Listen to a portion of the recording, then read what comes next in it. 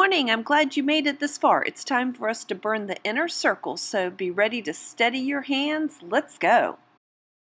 Okay, now that you've got 2 circles marked, it's time to burn your second circle. And this time you're a lot more aware of what your gourd feels like and whether your tip is going to move quickly or move slowly. You know if there are any soft spots where you have to hurry up a little bit. You know if there are any really hard areas where you have to slow down. And you have a pretty good idea how much drag there is on your tip. And you also have a pretty good feel for how much oil is kind of coming out of your gourd. So you're going to want to use the same setting you used before, and you're simply making that second burn.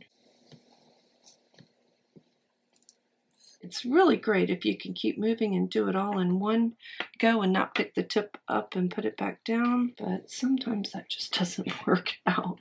You'll notice as you go that you get better and better at feeling if you're pulling slightly to the left to make a circle, or if you're going slightly to the right, which would make it a little tiny bit out of round. And right here it's doing that to me, and that's just because of the shape of the gourd. There's a bit of a lump on the gourd right here, and so optically it's going to look round, but I know that it dips out there just a little bit in order for that to happen. And like I said, it's not right for it to be perfectly circle or wrong. It's just your preference. That's all it is your preference.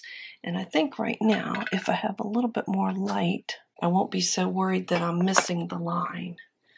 My hand keeps getting in the way of the light. It's kind of funny when you get around this top and you kind of have to go up a little bit on a point because you can't get your whole hand in there. And I always burn to my right. Could do it, but I would not be as comfortable with right here turning around and burning to my left. Just always keep an eye on the line that you're trying to meet up with so that you actually meet up with it.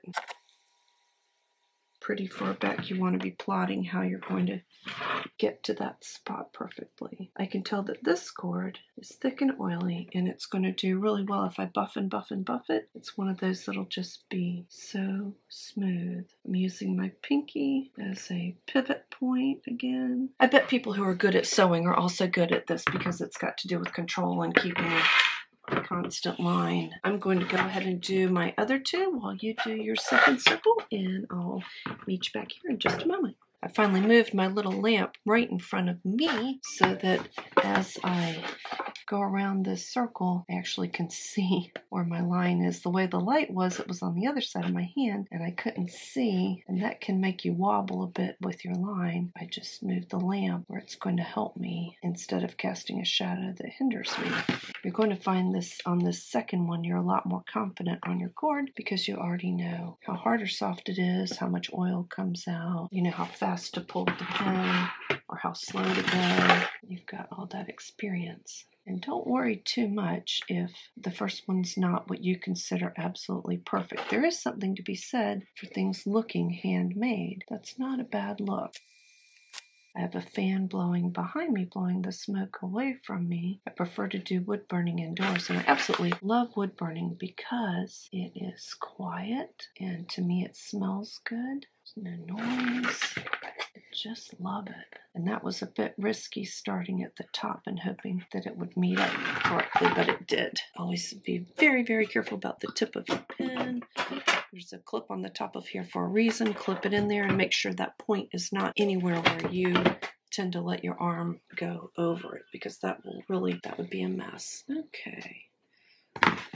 So you can see I've got my 2 circles. I've got that weird look on this gourd. When I went by with the pen, it didn't dry out, so I know that's not just a wet mark. This one came a little close to the top, so I might rise up a little bit where I cut the top of this one. This one I'm pretty happy with.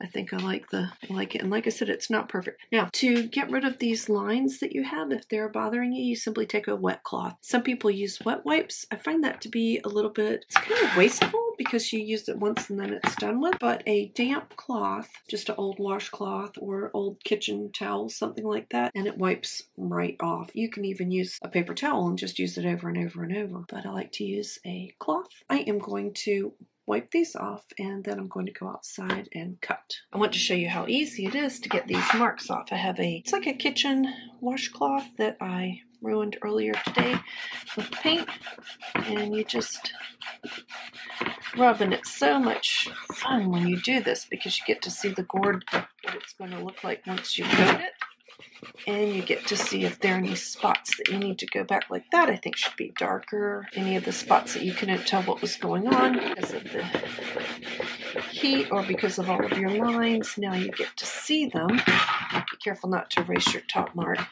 but you get to see all of your mark. Of course, clean up anything that didn't come out the way you liked. This one I had a lot of circles on because I kept making it bigger and bigger and bigger because I hated to waste such a big gourd if I wasn't going to do a big design. So it just wipes right off. Now you can relax. The hard work is over. Next up is drawing in the design in the middle of the cartouche. Join me for the next one. Thanks for watching. I hope you're finding this useful, and I'll leave links to everything below that we've used so far.